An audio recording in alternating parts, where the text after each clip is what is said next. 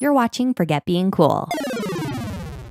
Let me tell you something, Dave. I would never pick ice climbers.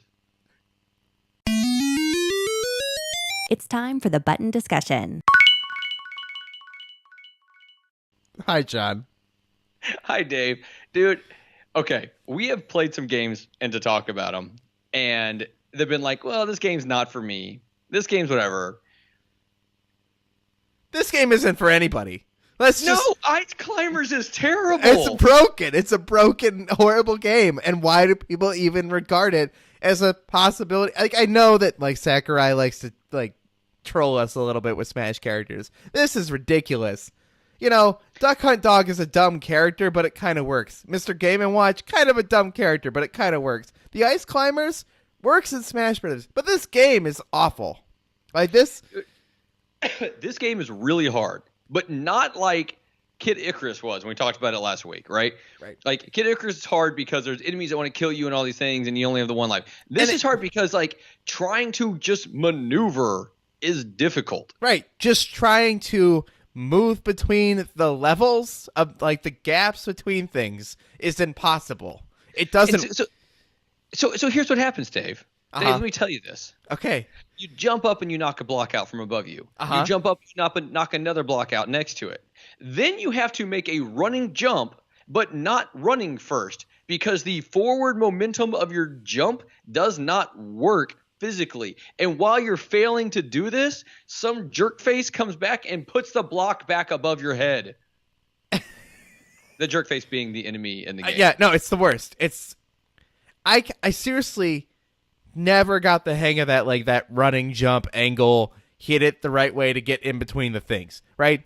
So you end up getting to this level where you get to this bonus round, and you're like, bonus round, and it's icy, and you can't actually break the thing, so now you got to do the crazy jump around, you got to actually understand how the platforming works in this game, and spoiler, it doesn't work. So the most I've played of this game, I played with Ben, and we probably went through 4 or 5 levels. That's about as far, maybe 3 levels, as far as I've ever gotten. Yeah, it's so bad. This game is just bad. I try to think of a redeeming quality of it, and what I wonder is maybe it's the latency of the HDMI. Is it that frame specific, frame by frame? Is it better? Is it trying to play Punch Out on this thing that? Maybe it's like that, but I doubt it. I think it's just plain bad. There's nothing else you can say. I cannot find a redeeming quality anywhere. Well, what do you think makes this the notable thing that it was? It has. Was it? I don't know. People know the Ice Climbers because of Smash Brothers. Is that it?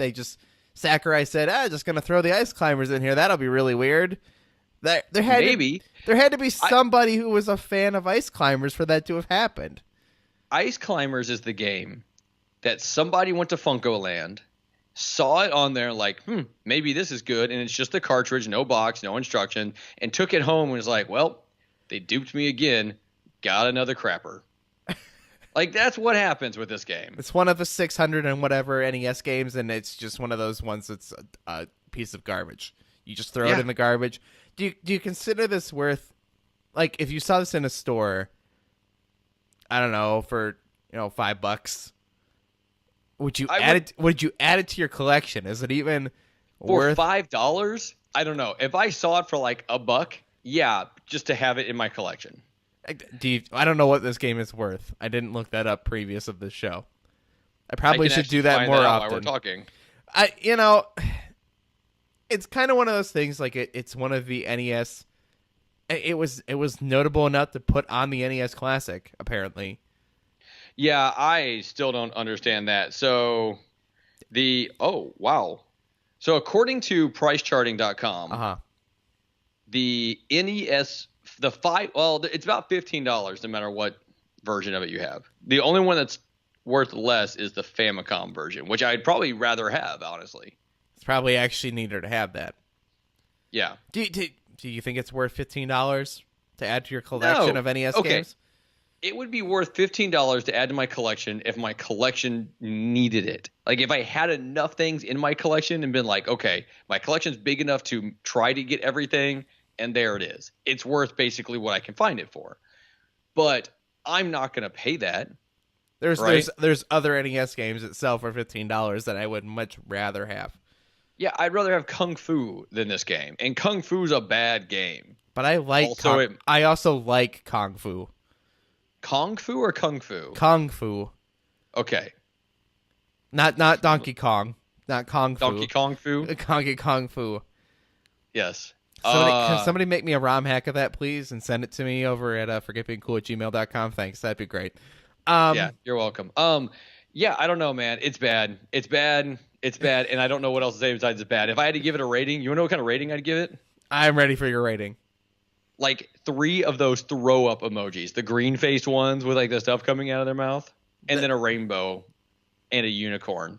Because it's never mind. Because it adds curiosity to the emoji system. Yeah, no, just because I also don't like rainbows or unicorns. Oh, okay. Thanks for telling me something, John. Don't play this game, guys. If you have it on your NES Classic and you're curious about how bad this game is and you don't believe us, go ahead. If you guys actually love this game, tell me in the comments below. Seriously, come at me, at Tell You Dave, or at Forget Being Cool on Twitter.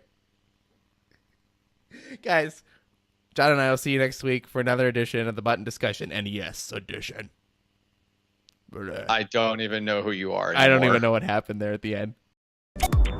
For more great discussions, hit that subscribe button or visit forgetbeingcool.com.